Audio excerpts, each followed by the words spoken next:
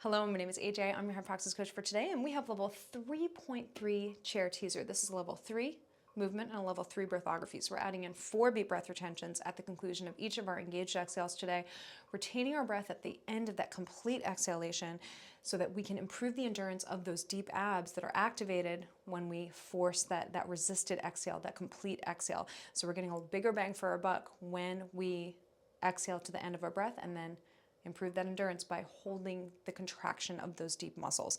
Now, additionally, we are improving our relationship to carbon dioxide levels both inside the exercise session and outside, which is amazing that we can improve also our relationship to stress outside the exercise session by increasing our carbon dioxide tolerance by performing a core exercise. And this is why I'm so passionate about teaching this method.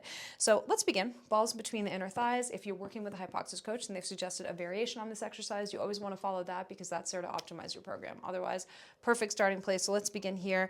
We're going to use the ball not only to engage our inner thighs and more deeply connect us to our low core, but also as tactile feedback. If the ball starts moving around too much when you go into the exercise, you may have lost your pelvic stability, and we don't want that. And so you want to use this to help optimize your form, especially when you don't have a coach working with you hands-on. This is your hands-on. This ab ribbon is your hands-on. Now, speaking of the ab ribbon, you should be able to loosen your ab ribbon on the soft shish and loud shish of the engaged exhale, those final 2 breath stages.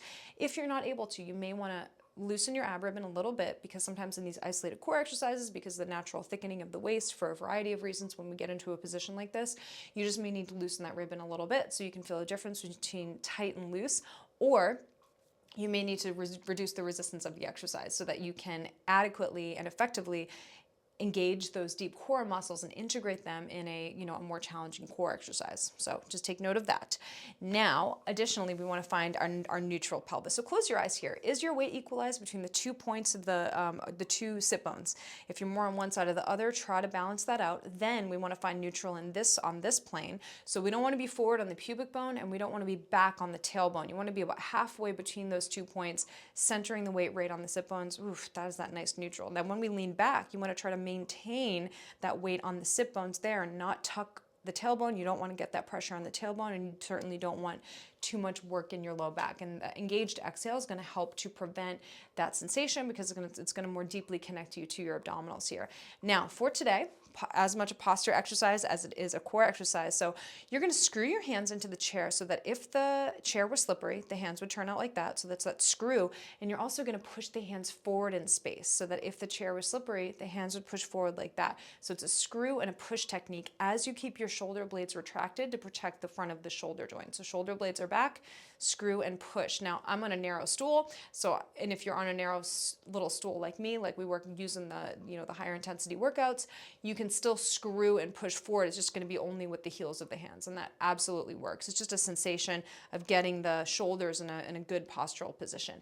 Then the head is in Hypoxix headstands, which is pushing back into a pair of imaginary hands and also getting lifted up, creating height in the spine like this. So you're heightening the spine and you're decompressing the spine as you go through the exercise, okay?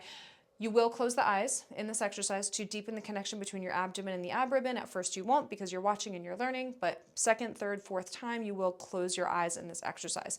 Now here, we're lifting our feet off the ground. That is the progression for level 3. So let's integrate all of those elements, and then let's go into our 3 breath cycles with 4 deep breath retentions. Squeeze the ball. Screw the hands, push them forward, shoulder blades back, head stance.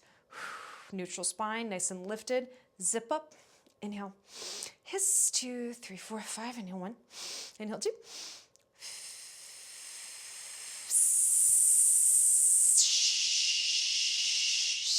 Loosen your ribbon. You're holding 4, 3, 2, 1.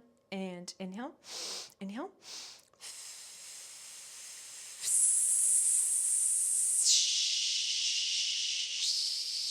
You're holding 4, 3, 2, heighten the spine, and inhale, inhale.